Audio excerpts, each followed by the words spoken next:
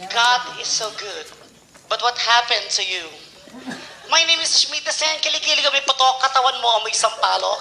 Magkano utangin mong India, naniniwala ko sa kasabihan na ang titing nawawala, nasa bunganga ng bakla. Thank you.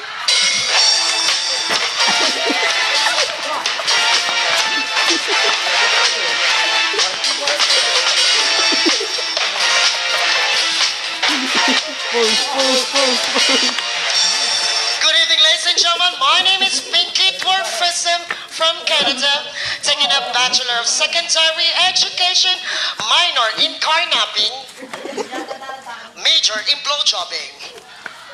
And I do believe in the saying that titing nawawala na sa... Sandali. Sinabi na ni candidate number 1 yun. Sinabi na ba? Naniniwala po ako sa kasabihan ni candidate number 1. Thank you so much.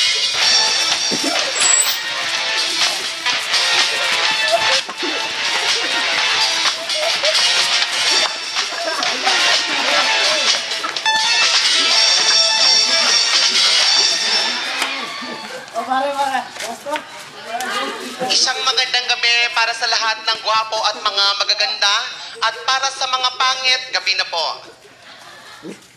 Just long for short, and it came from the land where can you see the sun, the sea, and the moon, sun, si moon. Naniniwala po ako sa kasabihan na ang puking maluwag may kabag.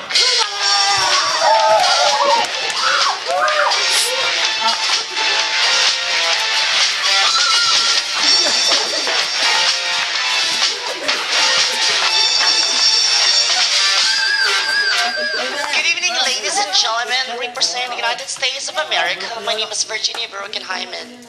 College student, taking up computer science, major in Friendster and Galaga. And I do believe in the saying, what is beauty if your pekpek is dirty? Thank you.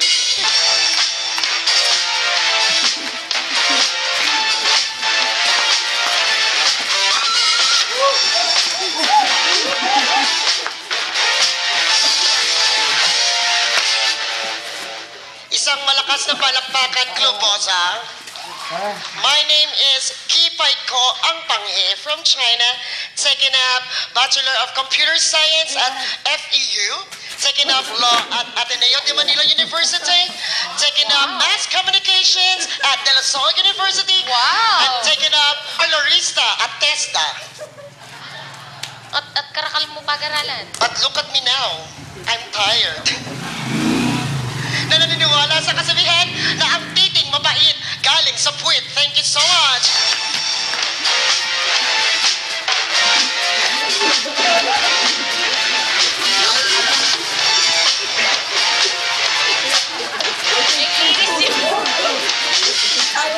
Nasa inyong harapan, isang uri ng kagandahan, nagmula sa lupa, nagmula sa langit, bumaba sa lupa, nauna ang mukha. Ako po si Maria, malungkutin kapag walang utin, na naniniwala sa kasabihan na ang titing matamis may diabetes. Thank you so much. There you have it for our not so lovely candidates.